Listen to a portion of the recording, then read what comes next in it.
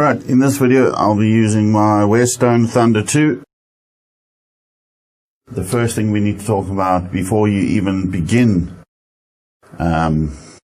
working on one of these pedals is getting your input right. So if you go to menu, you go to in and out setting, and you go to input. Okay, here's where you strum a few chords, and you need to check that that your level is peaking around that triangle. Okay, you'll see that's peaking because I've got mine set to plus 20. Let's put it.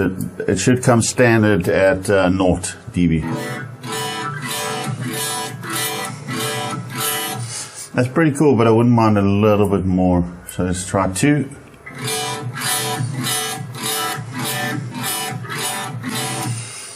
Okay, there you go. And now, as soon as you found a setting that you want to go in here and name it.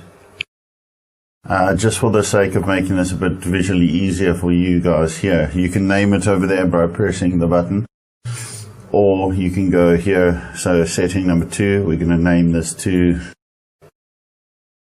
Westone Thunder 2. Save. Cool. And then you can store all your guitars in here. You got 10 slots. And what's really cool is you can set these input settings globally or per patch. Now, where would that come in handy? Globally is going to work if you're going to use one guitar for an entire show. And then you're going to have a backup. And, you know, should you now need to use all the same patches and whatnot, you just put on the new guitar and then you go ahead and you change. And per patch is going to work, let's say you're doing a show and then at a certain song you're going to have to change guitars for a certain number. That's how you do that. I'm just going to write this as well. This is my Cyrus guitar because I know these off by hand now. Okay, so Cyrus would be -2. And this one is about plus 10. This is my Amiris guitar.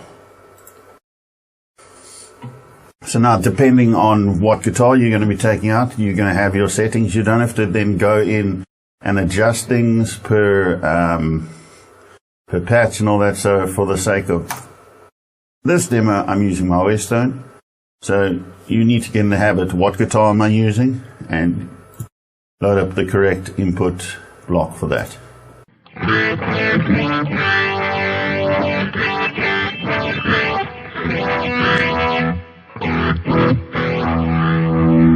So turn that down a little bit for you.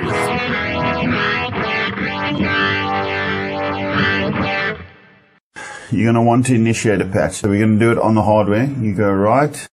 And you see there, the third button across, initialize, sorry. Right again, okay. So now we should have a nice clean patch, but that doesn't mean that the patch is empty. You're going to have a few blocks on, you're going to have a few amps on. So what I recommend is go in here and turn all these off. Okay, that's how you do it there. And inside here, you just go effects, you scroll to the right, and then you use the same button, select button, to press and turn them off. Press, turn it off. Foot volume, I recommend for now, well, we don't have a plug-in, so it's fine. Reverb off. 2 dividers. So now you can see nice empty. Don't worry that this is colored in. It's always. You can't turn that off. I've tried.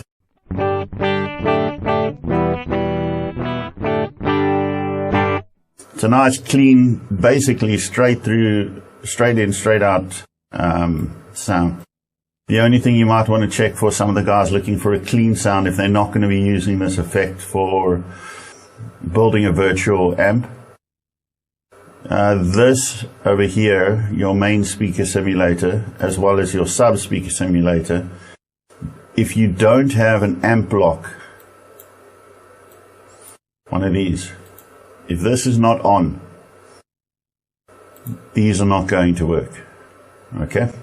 The only thing you're going to want to check if you want consistent level from in to out is in your master, make sure your patch is on 100.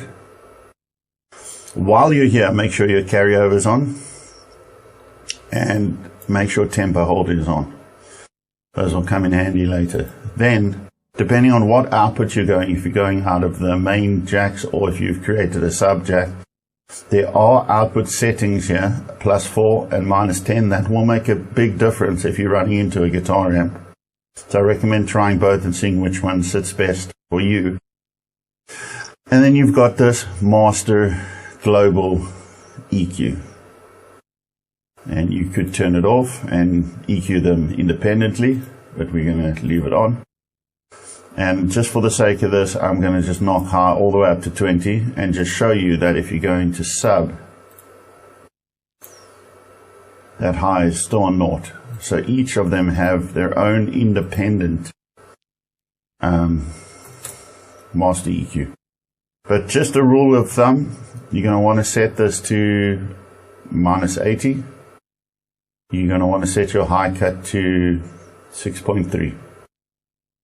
And then you're going to want to leave this mid frequency as something that you can dial in per venue.